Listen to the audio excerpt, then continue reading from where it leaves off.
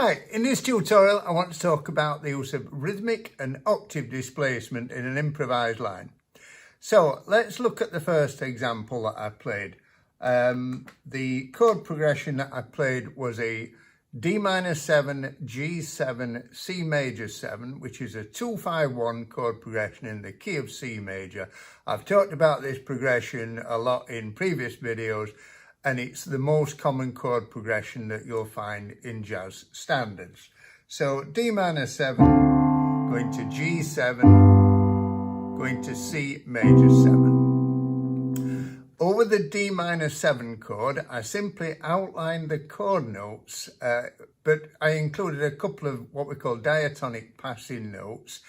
Diatonic means that the notes belong to the key that you're in, and passing notes are non-chord notes that come in between two chord notes a third apart. So on the first 4 quavers, I'm outlining the root, the third and the fifth of the D minor 7, and I've got one passing note, E, in between the root and the third. On the second 4 quavers, I'm outlining the third, the fifth and the 7th of D minor 7, and I've got that one passing note, G, in between the third and the fifth. So that's the first bar. I end up on the 7th of D minor 7, C is the 7th, which leads very nicely to the 3rd of G7. Now this is something that you'll find an awful lot.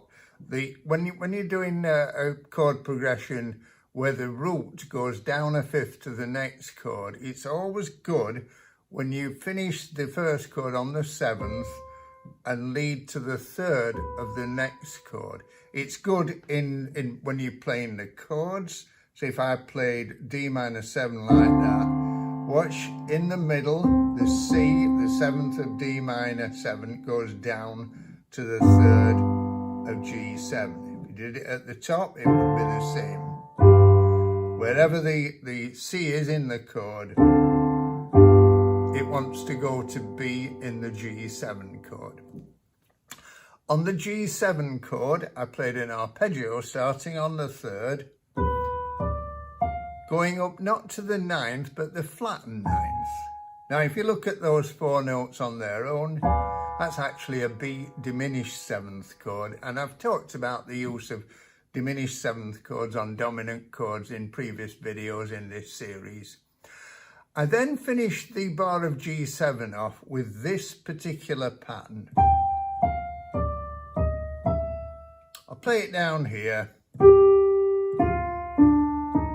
Again, I'm just outlining chord notes rather. G7, that's the root, the 7th, the 5th. Now I'm aiming to land on the 3rd of C major 7, and I do it by putting a little chromatic passing note, D sharp, in between D and E. Chromatic means that it's borrowed from another key, so the note D sharp is not in the key of C, and it passes in between the D, the 5th of G7, and E, the 3rd of C major 7. So that pattern is used extensively in jazz, and it's one that you really need to know in all keys. So you can do it going from G7 to C. You could do it just on the C chord itself. It does this little circle around the 3rd of C major 7. So now I want to talk about using a technique that we use, which we call rhythmic displacement. In the second example, I played exactly the same notes, but instead of starting on beat 1, I started on beat 2, and that moved the entire line forward by 1 beat. Now this had 2 particular effects. The first one is that in bar 2, it delayed going on to the 3rd of G7, the note B, until beat 2. And in bar 3, it delayed going on to the 3rd of C major 7, the note E, until beat 2. This has a feeling of creating tension, suspension, which is then resolved when you do go on to the 3rd. The second effect that it had was to shift. where all the accents fall. So if you notice, when we've got the melody goes up and then reaches a peak and then starts to come back down again, I tend to accent the top notes each time. So accent the A and the C and the A flat. And by moving everything forward by one beat, that of course moves the accents into different places. So in the first example, in bar 1, the accents fall on the upbeat or off beats of beats 2 and 4. 1, 2, 3, 4. And in the second example, the first accent doesn't come until the off beat or upbeat of beat 3. 1, 2, 3, 4. In the third example, I used the same technique, but I moved everything forward by 2 beats. So I started the line on beat 3. 1, 2, 3, 4. And once again, this had the effect of changing where the accents fall and also delaying going on to the third of G7 and C major 7, but this time by 2 beats. Now, the other technique that I want to talk about is the use of octave displacements. So, in the first example, for instance, instead of going up to the A, we could come down and then play everything else an octave lower.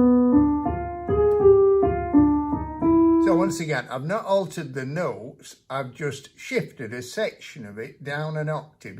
It's brought everything into the central register. You could do that in a different place, for instance. Instead of carrying on up there, once we've got to B, we could come down to the D. And of course, these 2 variations could be applied to all 3 different rhythmic variations.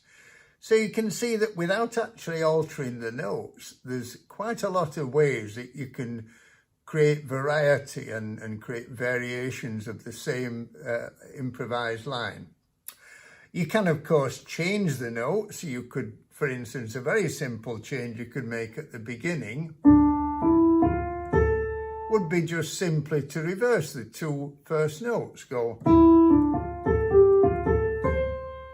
That sounds quite good on the D minor 7 chord. You're starting on the 9th of the chord. So all these shapes are cliches that we all need to know. We all use them and we need to know them in all keys. But the challenge for us is to tweak them in these various ways so that we can create interest and stop the melodic line from becoming predictable and boring. Hope you found that useful. If you did, please give it a thumbs up and subscribe. See you in the next video. Thank you.